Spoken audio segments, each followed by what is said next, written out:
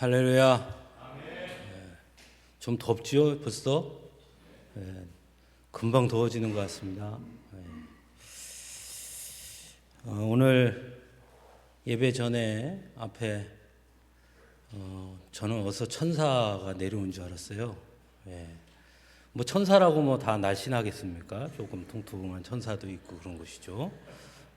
천사가 두 분이 내려와서 옛날에는 지난주까지만 해도 남자 혼자 하다가 옆에 천사 둘이 있으니까 우리 저 최병건 집사님도 더 신나서 찬양하는 것 같고, 여러분들도 찬양하는 얼굴들이 그 전보다 훨씬 더 밝아진 것 같고, 그래서 오늘 또 찬양대곡도 막 통통 튀는 곡으로 하는 것 같고 아주 즐거운 날이 아닌가 싶습니다.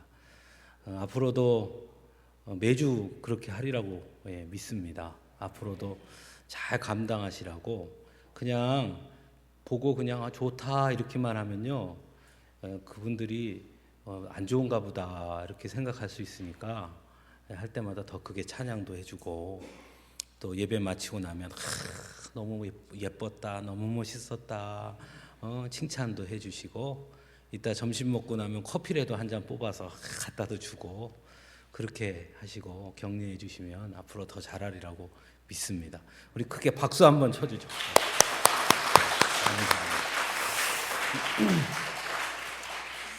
오늘 우리에게 주신 하나님 말씀은 신약성경 베드로전서 4장 12절에서 14절, 5장 6절에서 11절까지 말씀입니다. 먼저 4장 12절에서부터 14절까지 말씀 먼저 봉독합니다.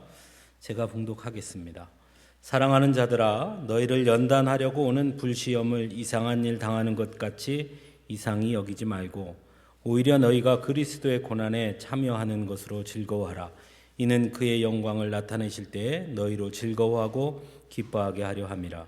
너희가 그리스도의 이름으로 치욕을 당하면 복 있는 자로다. 영광의 영 곧 하나님의 영이 너희 위에 계심이라. 아멘. 5장 6절에서 11절입니다. 제가 봉독합니다. 그러므로 하나님의 능하신 손 아래에서 겸손하라. 때가 되면 너희를 높이시리라. 너희 염려를 다 주께 맡기라. 이는 그가 너희를 돌보심이라. 근신하라. 깨어라. 너희 대적 마귀가 우는 사자같이 두루다니며 삼킬 자를 찾나니 너희는 믿음을 굳건하게 하여 그를 대적하라. 이는 세상에 있는 너희 형제들도 동일한 고난을 당하는 줄을 알미라. 모든 은혜의 하나님 곧 그리스도 안에서 너희를 부르사 자기의 영원한 영광에 들어가게 하시니가 잠깐 고난을 당한 너희를 친히 온전하게 하시며 굳건하게 하시며 강하게 하시며 털을 견고하게 하시리라.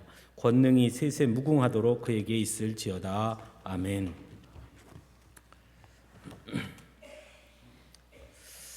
세상을 살아가다 보면 우리는 원치 않는 사고와 질병 등으로 인한 고난을 겪을 때가 있습니다. 우리가 직접 겪을 때도 있고, 때로는 사랑하는 이가 그 고난과 고통을 겪는 것을 옆에서 볼 때도 있습니다. 때로 그 고난과 고통의 원인이 무엇인지 알 수 있을 때에는 그래도 어느 정도 수긍하기도 하고, 때로는 헤쳐나가기도 해보지만 도대체 왜 그런 고난이 온 것인지 도무지 알 수 없을 때, 도저히 수긍하기 어려울 때 더욱 고난이 주는 그 괴로움은 커질 수밖에 없는 것 같습니다. 결국 그러한 고난 앞에서 인간이 할 수 있는 일이라고는 어떤 이들처럼 그저 운명이려니 하고 받아들이거나, 때로는 그 고난의 무게 앞에서 무기력하게 무너지고, 어떤 경우에는 그래서 삶을 포기하는 그런 경우들이 있음을 또한 보게 됩니다. 이처럼 삶 속에서 우리가 경험하게 되는 많은 고난들은 인간이 그렇게 나약하고 연약한 존재라는 것을 새삼 깨닫게 하기도 하는 것 같습니다. 그리스도인들에게도 고난은 참 어려운 문제로 다가옵니다. 그것은 대부분 사람들이 느끼는 단지 고난이 주는 고통과 두려움 때문만은 아닙니다. 그것 이상으로 더 큰 어려운 문제로 다가올 때가 있습니다. 그리스도인임에도 불구하고 또는 그리스도인이 되었음에도 불구하고 살아감에 있어 고난이 없는 것도 아니고 또한 다가온 고난을 피할 수 있는 것 또한 아니라는 사실 때문에 우리는 때로 큰 어려움에 봉착할 때가 있습니다.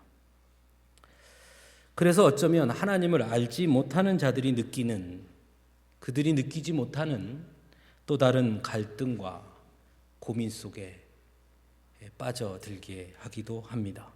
그래서 오히려 그리스도인들이 고난을 만날 때 더욱 힘들게 느껴질 때도 있는 것이 사실입니다. 결국 우리가 겪게 되는 수많은 고난 앞에서 우리 그리스도인들이 갖게 되는 근원적인 질문은 왜? 라는 질문이 되죠. 그래서 때로 그 고난 앞에서 우리는 하나님에 대한 도전적인 의구심을 갖게 될 때도 있습니다. 하나님이 전능하신 분이라면 왜 우리에게 오는 고난을 거두시지 못하는 것일까? 하나님이 정말 우리를 사랑하신다면 왜 우리에게 고난과 그 고난으로 인한 고통을 주시고 방관하고 계시는 것일까? 하는 식의 이런 질문 때문에 우리 신앙의 중심 그 깊숙한 곳을 때로는 헤집어 놓게 되는 것을 경험할 때가 있습니다. 그래서 어쩌면 그리스도인들에게 고난은 그 고난 자체보다도 더욱 근원적이고도 더 심각한 문제로 다가올 때가 있습니다. 단순한 삶의 문제를 넘어 신앙적으로 우리의 중심을 흔들어 놓는 심각한 질문을 던지곤 하기 때문이죠. 그런 의미에서 그리스도인에게 닥친 고난이 우리로 하여금 하나님께 던지는 질문인 하나님이 전능하시다면 왜 우리의 고난을 거두지 못하는 것일까 하는 질문과 하나님이 우리를 사랑하신다면 왜 우리에게 고난과 고통을 주시는가에 대한 답을 찾는 것은 그런 의미에서 그리스도인들에게는 너무나 중요한 문제라 할 수 있습니다. 여러분은 그 문제의 답을 어떻게 찾고 계십니까? 먼저 우리 하나님의 전능하심과 그럼에도 불구하고 우리에게 오는 고난을 막아서지 아니하시는 그 무능력한 하나님과의 문제입니다. 분명 하나님은 전능하신 분이시죠. 전능하다라는 말은 말 그대로 모든 것을 하실 수 있다는 것입니다. 하지만 이런 하나님의 전능하심에 대해서 우리가 좀 더 깊이 생각해 볼 필요가 있습니다. 제가 몇 가지 질문을 해보지요. 하나님은 네모를 만드실 수 있습니다. 그렇죠? 왜냐하면 전능하신 분이시니까요. 하나님은 동그라미도 만드실 수 있습니다. 그렇죠? 하나님은 전능하신 분이시니까요. 그러면 네모난 동그라미는 만드실 수 있습니까? 네모난 동그라미 말입니다. 만드실 수 있죠. 전능하신 분이니까요. 네모난 동그라미도 만드실 수 있습니다. 그게 어떤 모양인지 우리는 알 수 없고요. 논리적으로는 설명할 수도 없고요. 상상할 수도 없지만 그러나 전능하다면 네모난 동그라미 만드실 수 있겠죠. 이 질문은 또 어떻습니까? 하나님은 이 세상 모든 사람들에게 자신을 사랑하도록 명령하실 수 있습니다. 어떠십니까?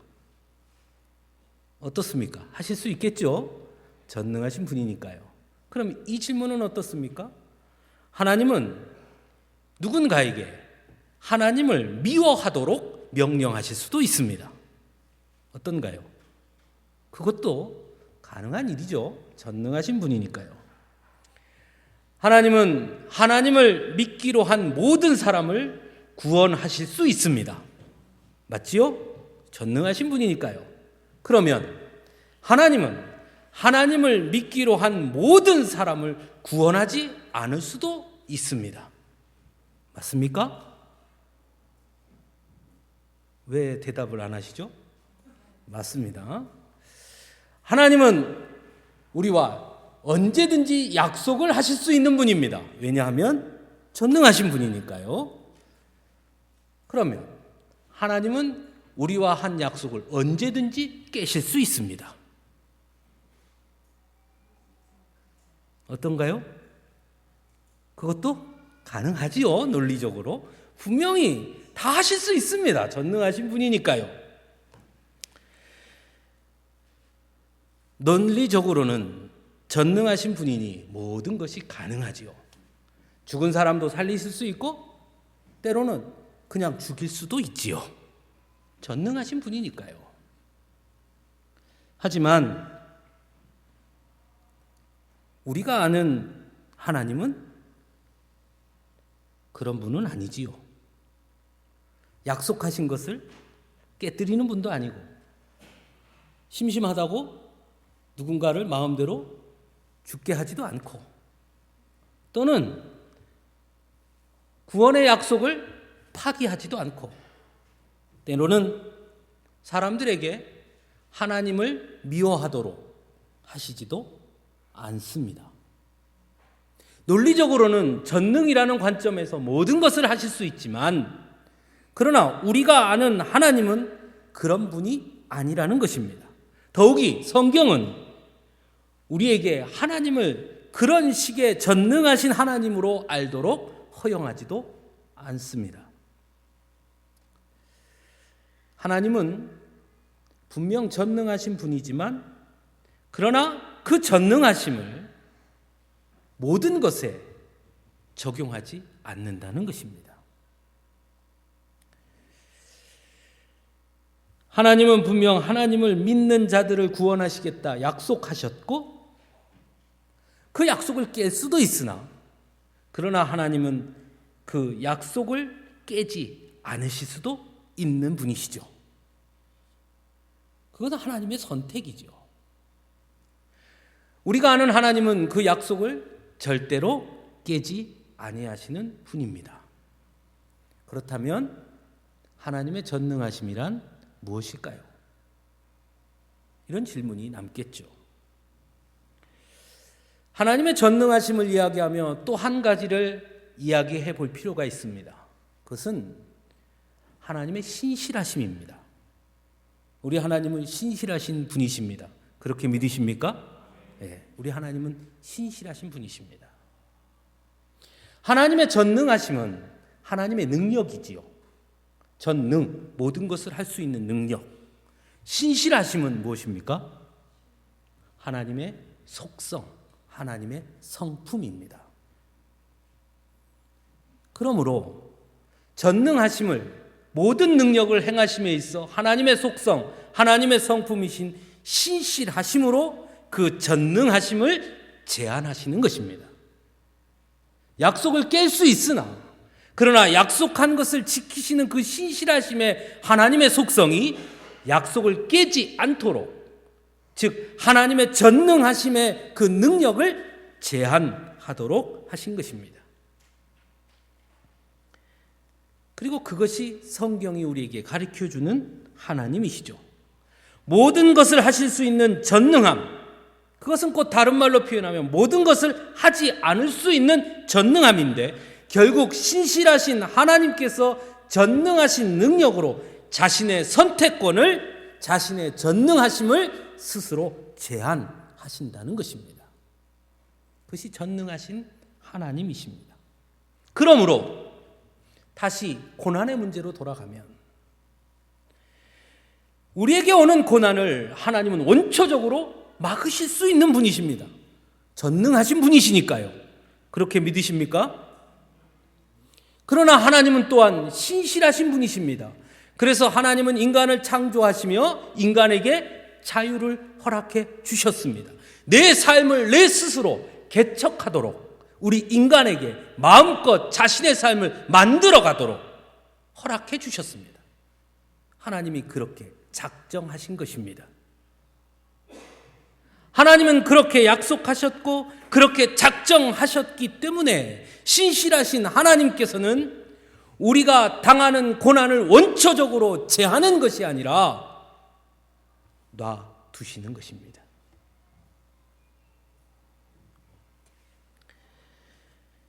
인간의 모든 삶에 간섭하시고 개입하실 수 있는 전능하신 분이시지만 또한 인간 스스로의 선택에 관해 인정하시고 보호하시는 것으로 스스로 결정하셨고 스스로의 능력을 제한하신 것입니다. 또 한 가지 생각해 봅시다. 인간이 고통당하면, 인간이 고통당한다 해서 하나님이 고통받을 이유가 있습니까? 인간이 고난당한다 해서 하나님이 고난당할 필요가 있습니까? 어떻게 생각하십니까?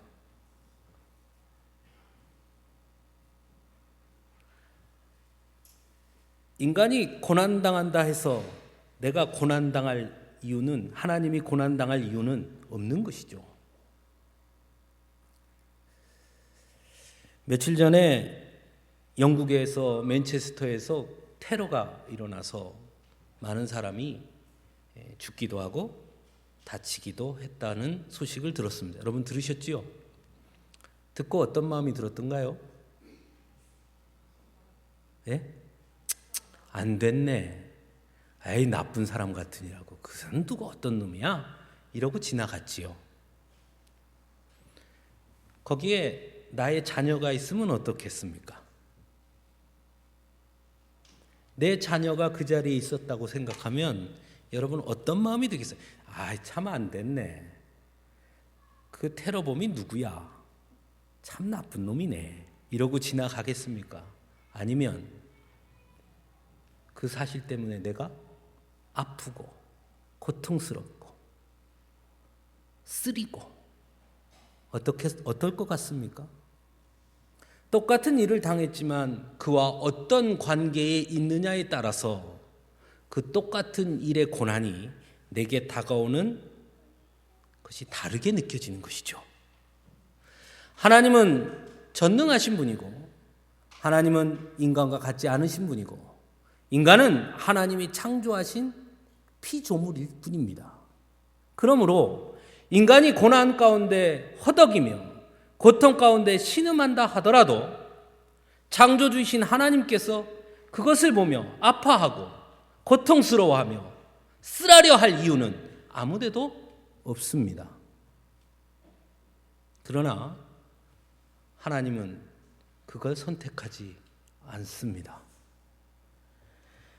하나님은 전능하신 분이므로 인간의 고난과 고통과 관계 없으실 수 있는 분이지만 스스로 인간의 고난과 고통 때문에 함께 상처받고 아파하기로 결심하십니다. 그래서 우리가 고난받을 때 스스로 함께 고난받기로 작정하신 것이고 우리가 슬퍼할 때 우리의 슬픔에 동참하시기로 작정하시는 것이고 우리가 눈물을 흘릴 때 옆에서 함께 우시는 분이십니다. 그것은 하나님이 선택하셨습니다. 그것은 전적인 하나님의 성품 때문이고 그래서 하나님은 예수 그리스도가 되어서 우리 중에 하나처럼 그 고난 가운데로 들어가기로 결정하신 것입니다. 그것이 십자가 사건인 것입니다. 그러므로 처음부터 인간의 고난과 고통의 문제에 원초적으로 간섭하고 개입함으로 고난과 고통의 자리에 서지 않도록 하기로 하시지 아니하시고 오히려 인간의 고난과 고통의 자리에 함께 하심으로 함께 괴로워하고 함께 아파하시기로 스스로 전능하신 하나님께서 신실하시기 때문에 그렇게 작정하신 것입니다. 그러므로 사랑하는 성도 여러분, 왜 하나님은 우리에게 오는 고난을 원초적으로 꺾지 아니하셨는가? 왜 그 고난을 막아주지 않았는가? 라는 질문 가운데는 내 곁에 나보다 더 함께 아파하시는 하나님을 보지 못하기 때문이라는 것입니다. 사랑하는 성도 여러분, 하나님은 전능하신 분입니다. 하지만 신실하신 분이십니다. 그래서 스스로 자신의 약속으로 자신의 능력을 제한하셨습니다. 인간을 마음대로 하실 수 있는 분이십니다. 하지만 인간에게 자유를 허락하셨고 그 자유를 허락하신 스스로의 약속을 끝까지 지키십니다. 그것이 전능하신 하나님의 결정이었습니다. 그래서 스스로 그 결정에 자신의 전능하심을 제한하셨고 인간 스스로 삶을 개척하도록 하셨습니다. 인간 스스로의 선택에 따라 말입니다.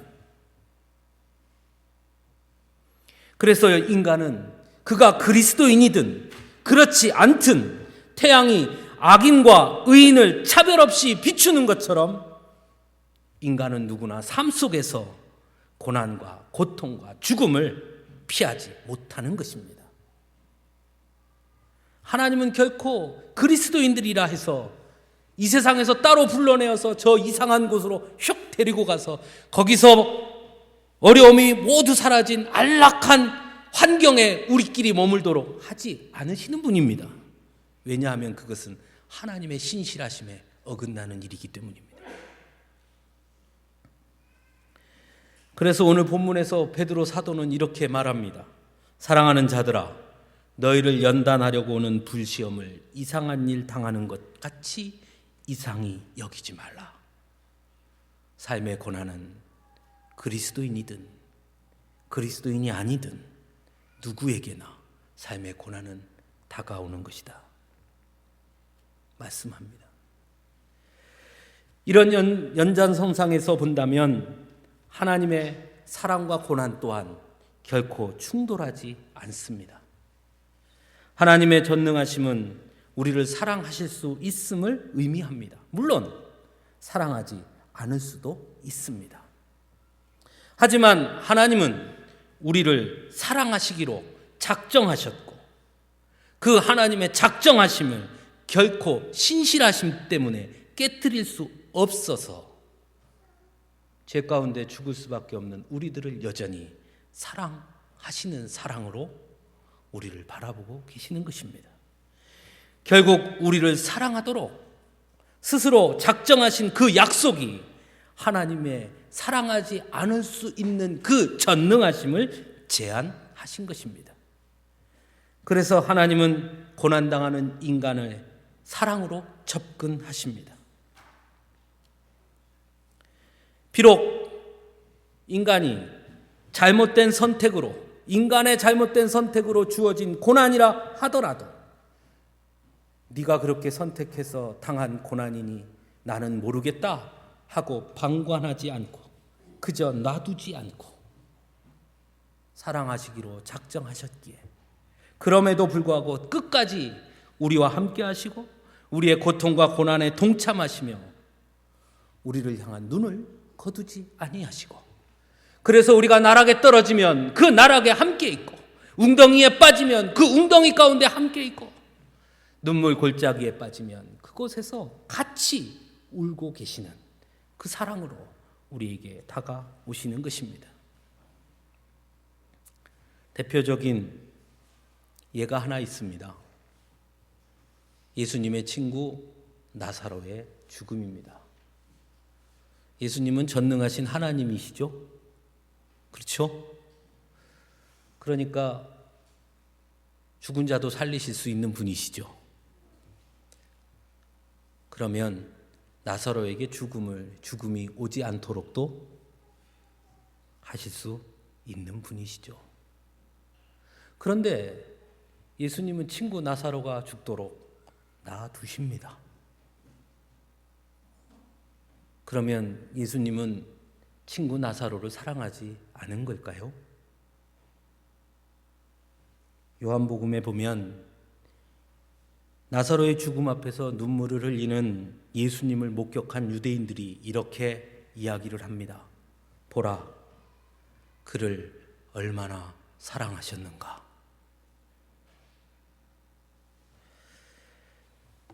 하나님의 사랑의 방법은 오히려 고난의 자리, 죽음의 자리에 함께 나누는 사랑으로 다가오신 것입니다.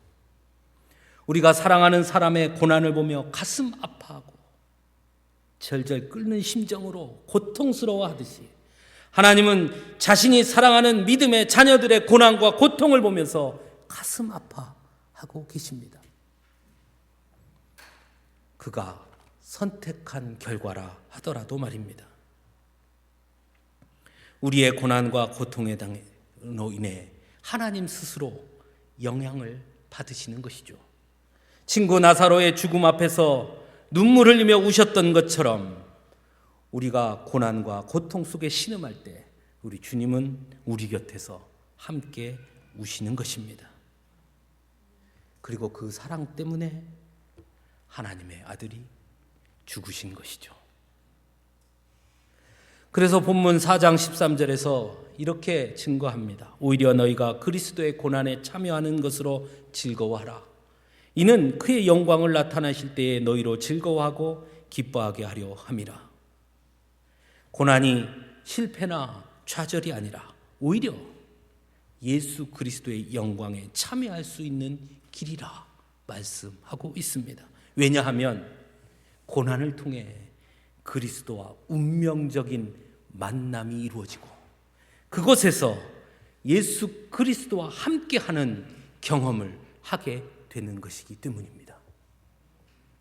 나를 위해 나보다 더 아파하시는 주님을 만나는 자리가 고난의 자리고 그걸 통해 우리는 십자가의 사랑을 보게 되는 것입니다. 그러므로 그리스도인들은 고난을 긍정적으로 받아들일 수 있어야 합니다. 고난은 그리스도인의 정체성을 혼란시키는 것이 아니라 오히려 고난은 성도들의 믿음을 더욱 바르고 강하게 하는 촉매가 되기 때문입니다. 오히려 그리스도인이 고난당하는 것을 가리켜 그리스도의 고난에 참여하는 것이고 그것을 통해 예수님의 사랑을 깨닫게 된다고 오늘 본문은 증거하고 있기 때문입니다. 따라서 고난에 대한 기독교적 태도는 하나님의 은혜로 말미암아 우리가 겪는 고난이 우리를 더욱 긍정적으로 변화시키고 다른 사람들을 더 잘 돌아보는 개인과 공동체를 이룰 수 있는 든든한 뿌리가 될 수 있음을 볼 수 있어야 합니다.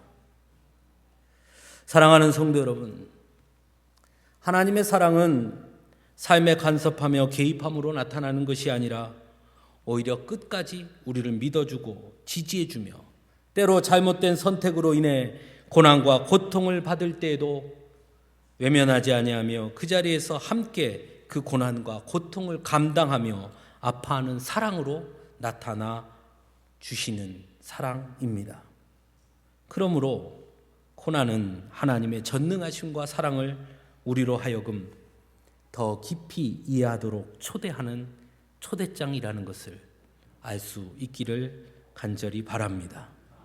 모든 것을 하실 수 있음에도 불구하고 사랑 때문에 전능하심을 제한하시면서까지 오히려 함께 아파하고 함께 고난당하는 것을 선택하심으로 우리를 향한 사랑을 보여주신 그 주님의 사랑을 볼 수 있기를 간절히 바랍니다. 조지 허버트라는 시인이 있습니다. 그분이 쓴 사랑이라는 시가 있거든요. 이 시를 여러분에게 소개하고 말씀을 좀 맺을까 합니다. 사랑은 열렬히 나를 환영했다. 그러나 내 영혼은 주춤했다. 죄 많은 몸인 것을 의식하고서. 그러나 눈치 빠른 사랑은 내가 처음 들어서면서부터 망설이는 것을 보고서 내게로 더 가까이 다가와 상냥하게 물었다. 무엇이 부족한 것이 있느냐고. 여기에 있어야 할 손님이 없습니다. 라고 내가 말하자 사랑은 말했다. 그대가 바로 그 사람이다. 불친절하고 감사할 줄 모르는 제가요? 오 주님, 저는 당신을 바라볼 수가 없습니다. 사랑은 내 손을 잡고 미소 지으며 대답했다. 나 말고 누가 두 눈을 만들었느냐? 그렇습니다, 주님. 그러나 저는 그 두 눈을 망쳐버렸습니다. 수치스러워서 저는 어디로든 가야겠습니다. 절 버려 두십시오. 사랑은 내게 말했다. 누가 그 멍에를 졌는지 모르느냐? 사랑이여, 그렇다면 저는 시중이나 들겠습니다. 사랑은 다시 내게 말했다. 자, 앉아서 내 살을 먹어라. 나는 앉아서 그리고 먹었다. 사랑하는 성도 여러분, 이것이 하나님의 사랑입니다. 내 앞에 오는 고난 때문에 하나님의 사랑을 의심하지 마시기 바랍니다. 오히려 그 고난 한가운데 우리를 바라보시는 뜨거운 하나님의 사랑이 함께 한다는 것을 기억할 수 있기를 간절히 바랍니다. 함께 기도하겠습니다. 사랑의 아버지 하나님,